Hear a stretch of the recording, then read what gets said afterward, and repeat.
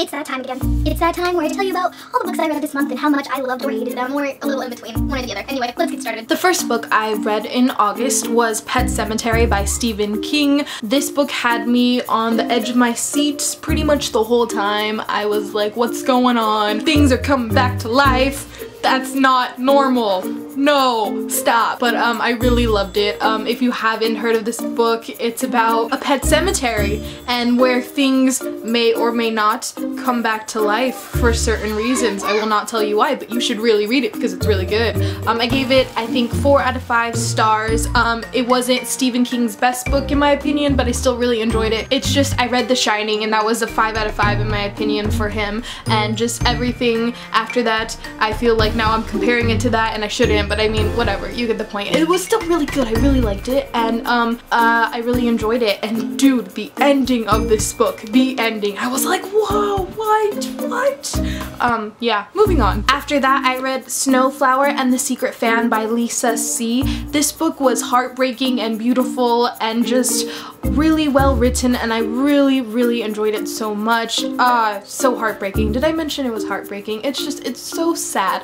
I would compare it to Memoirs of a Geisha. If you love that book, I would definitely recommend this book because the essence of it is kind of similar. This book mainly has to do with foot binding and just a woman's story or girl's story throughout her life during this time when foot binding was a thing, and it's so sad. It really gets you because, I mean, obviously we don't have to deal with things like that, and just seeing and reading about almost like the torture that these girls had to go through, that it's terrible. But I mean, again, like I said, it was beautifully written. I think I gave it 4.5 out of 5 stars or something. I may have given it 5. I'm not exactly sure, but it was really good. After that, I read Conversion by Catherine Howe.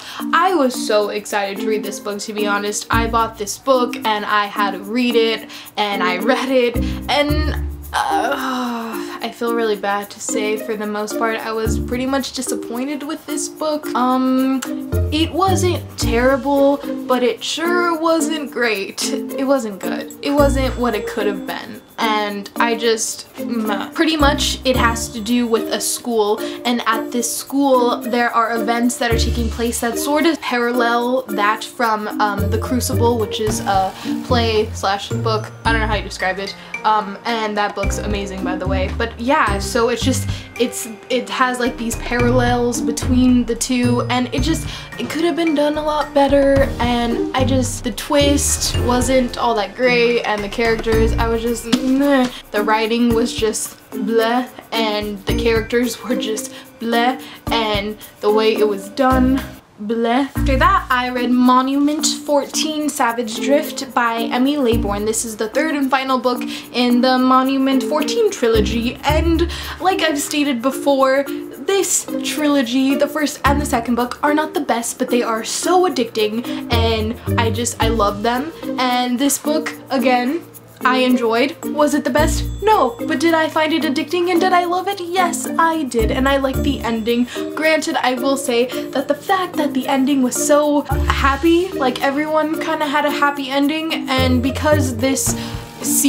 trilogy is such a post-apocalyptic, like everyone's dying kind of book, it was kind of weird that everyone had a happy ending. So there was that I was kind of like iffy on, but besides that, it is what it is, and I, for the most part, enjoyed this book, and I would definitely recommend this trilogy to anyone that just wants a fun, quick, cool, fast-paced trilogy that's like, what kind of thing. So yeah, I really enjoyed it. You should check it out. After that, I finally, I've had this book forever, read Unsold by Neil Shusterman. This is the 3rd book in the Unwind Dystology. What do I say about this book? So I will say that what I heard about the book, how this was not the best one, or it is rather the worst out of the 3 so far, is true. It is the worst out of the 3. Seriously, I felt like it was just 300 and something pages of nothing.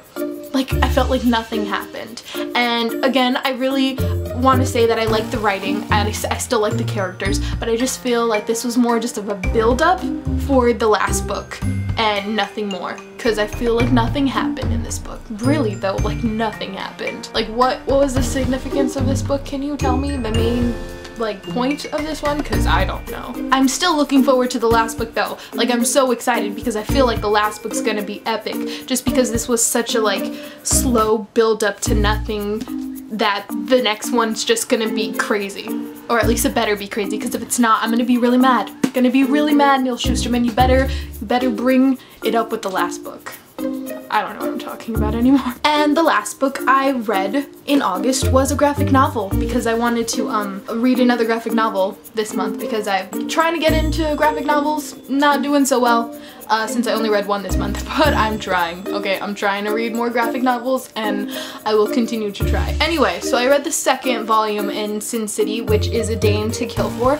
I loved this one. It was so good. I loved it more than the first one. I think that the plot was just really cool. The drawings were awesome. Just getting revenge on this girl who's such a you-know-what, and I just, it was really good. And those are all the books I read this month. It was 6 books, I think. Not a lot, but whatever.